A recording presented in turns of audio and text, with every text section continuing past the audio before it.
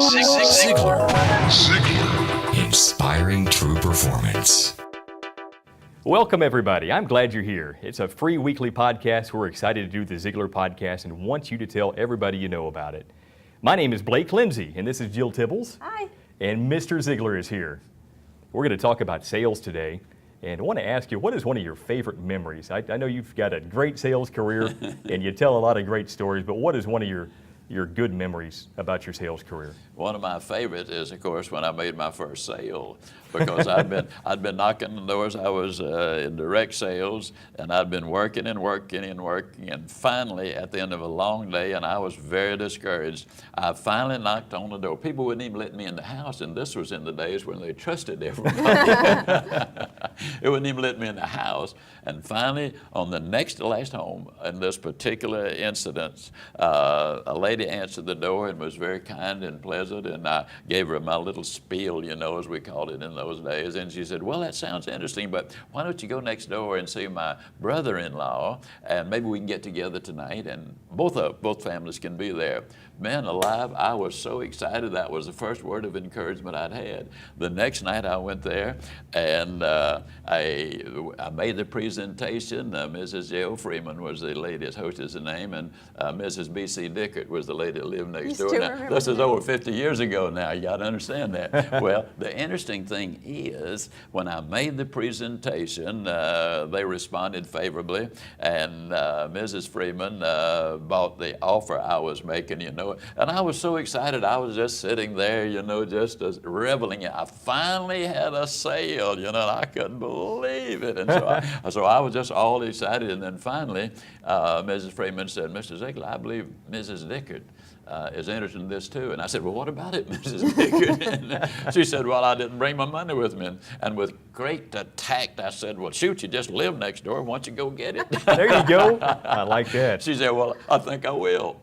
Well, that was such a delightful experience. I'll never forget it. And when I got home that night, I got to tell you, we lived in a little small upstairs apartment, and it's about 20 steps up, but I only touched 2 of them getting in to let that beautiful red-headed wife of mine know what had just happened. And we celebrated. We bought 2 quarts of ice cream, and really just had a wonderful, wonderful celebration. That was my first and favorite memory. But another one was, there are many more, but one I must tell you about. I was demonstrating heavy-duty waterless cookware on the demonstration plan, and I was working in a little community called St. Matthews. Well, we had 7 couples at one of the demonstrations, and I'd made the callbacks the next day. And on every one, the first 6, I made a sale. And I was really excited. I got to the 7th one, and this man was known as the tightest human being ever in existence. And when I knocked on his door, he said, Mr. Ziglar, he said, I know why you're here, and I know you expect to make a sale, so I'm going to save you some time. Me and you both know, and you've probably already been told this, that I'm very close with my money, so I'm not about to buy that expensive waterless cookware. And I said, well, that's a little surprising for 2 reasons. Number one, all of your neighbors have bought. I made that a point to let him know that. And I said, number 2, they say that you're very fiscally conservative. He said, well, I am. I said, well, you've been misleading your neighbors all this time because you've made it clear you weren't going to buy this cookware. He said, I'm not. I said, well, let me ask you a question. Were you sincere last night when you said, right in front of all of these people, that you really believe that using this cookware, your wife cooks 3 times a day and doesn't have the right equipment? You said you believe without any doubt at all that you could save at least $5 a day cooking this way, where the shrinkage is less, takes less time to cook it, the heat is much lower, you retain more of the food value. Were you sincere when you said you thought it'd be good for your family and save you money too? And he said, well, of course I said that. Well, let me ask you a question. What changed your mind? He said, what are you getting at? I said, well, you just told me last night that you could save at least $5 a day. and you've been married over 25 years, that's thousands and thousands of dollars you've already wasted. Wow. Because you did not have the right cookware.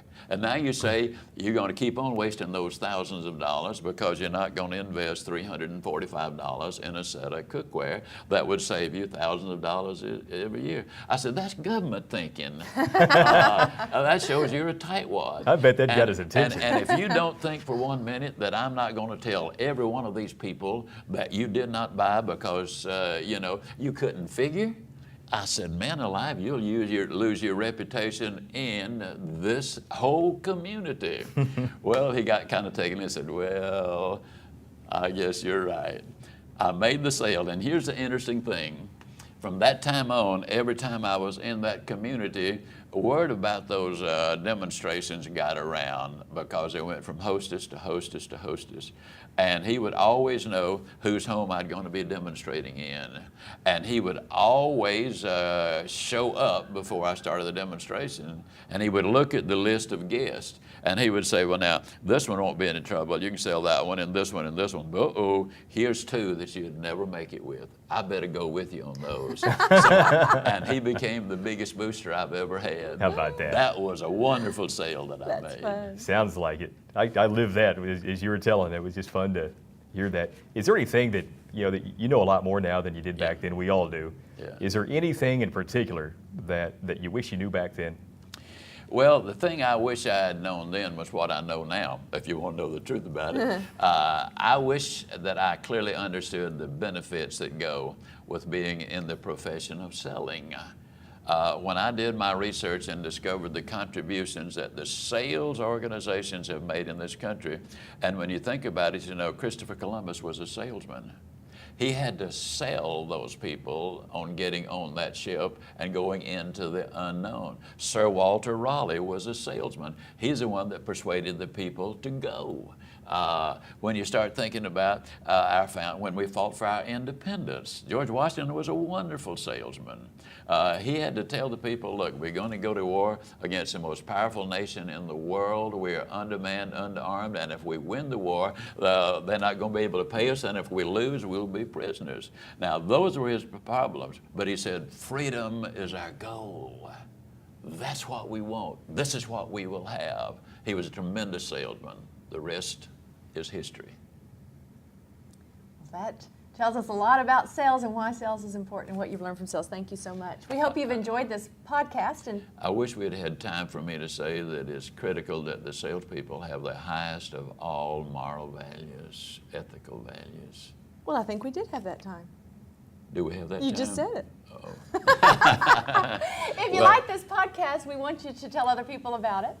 And you can go to our website and email it to a friend. Thanks so much for listening. Make it a better than great day. Ziegler. Inspiring true performance.